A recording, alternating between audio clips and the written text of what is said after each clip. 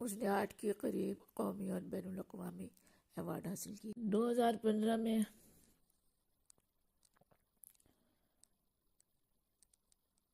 وہ کینسر کے مزمن مرض میں مبتلا ہو گئی۔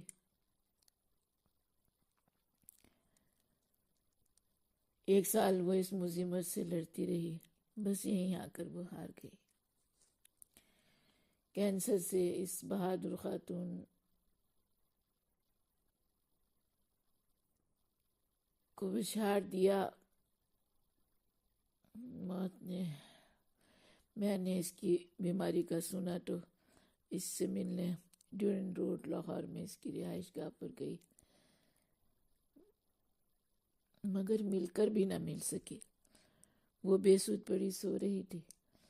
میں نے اس حال میں اسے جگانا مناسب نہیں سمجھا۔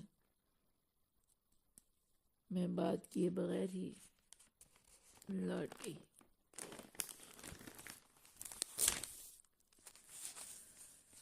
اب کبھی سوچتی ہوں شاید جگا لیتی تو کچھ بات ہی کر لیتی، کیونکہ اس کے چند روز بعد ہی اس کی حالت زیادہ بگڑ گئی تھی اور اس کی بہن اسے کراچی لے گئی تھی، کبھی واپس نہ لانے کے لیے۔ موت کیسی طاقتور ہوتی ہے نا، مضبوط سے مضبوط انسان بے بس ہو جاتا ہے۔ نسرین جیسی بہادر خاتون جو ضیاء الحق جیسے جابر کے سامنے سینہ تان کر کھڑی رہی، وہ بھی اس کے سامنے بے بس ہو گئی۔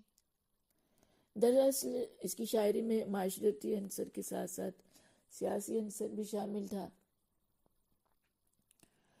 سیاسی حوالے سے وہ بھٹو کی دیوانی تھی، اعلانیہ ترقی پسند سے وابستہ تھی۔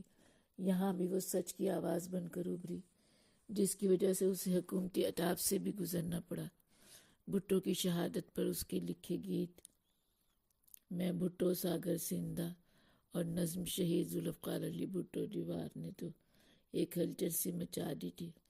اس نظم کی وجہ سے وہ آمرانہ دور میں معطوف بھی رہی، بلکہ اس نظم کے سلسلے میں حکومتی سطح پر اسے دباؤ کا سامنا بھی کرنا پڑا۔ اسے دھمکیاں بھی دی گئیں اور اس نظم سے دستبرداری کا مطالبہ بھی کیا گیا، مگر چیلنج قبول کرنا اور اس کے لیے ہر درد سے گزر جانا جس کا وتیرہ رہا ہو، وہ کہاں ان مطالبات کو خاطر میں لا سکتی تھی۔ وہ جو اس وقت ایک دھان پان سی لڑکی تھی، حکومتی مشینری کے لیے آہنی دیوار ثابت ہوئی۔ چنانچہ نہ تو وہ اس نظم سے اور نہ ہی اپنے نظریات سے دستبردار ہوئی۔ ضیاء الحق کی آمریت تھی، بڑے بڑے دلیر اس جابر سے کانپتے تھے، لیکن یہ تھی کہ فرعون وقت کے سامنے نہ صرف کھڑی رہی بلکہ ڈٹی رہی۔ مجھے یاد ہے میں نے ان دنوں نہایت شاہد کے ساتھ شام کا اہتمام کیا تھا۔ صدارت کے لیے نام زیر غور تھے۔ یوں ہی میرے ذہن میں نسرین انجو بھٹی کا نام آیا۔ ان دنوں یہ دونوں ریڈیو پر ہی ہوتے تھے۔ میرا خیال تھا کہ دونوں ایک دوسرے کو اچھی طرح جانتے ہیں اور نسرین اس سے سینئر بھی تھی، لیکن جیسے ہی میں نے نسرین کا نام لیا، نائی شاہد نے میرے سامنے ہاتھ جوڑ دیے۔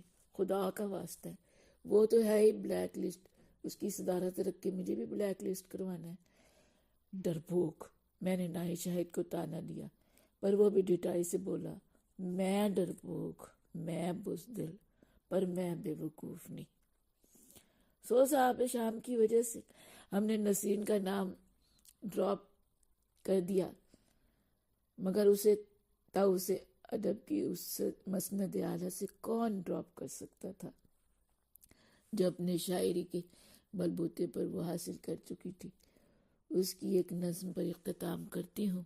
نظم کا عنوان ہے تانبے کی عورت۔ ہتھوڑے کے ہاتھوں میں سونے کے کنگن جچے کیوں نہیں، اور تانبے کی عورت تپی تمتمائی مگر مسکرائی جمی ہی رہی، کیوں پگھل نہ سکی پاؤں جلتے رہے، وہ کڑی دھوپ میں بھی کھڑی ہی رہی، اس کی آنے تلک ٹوٹ جانے تلک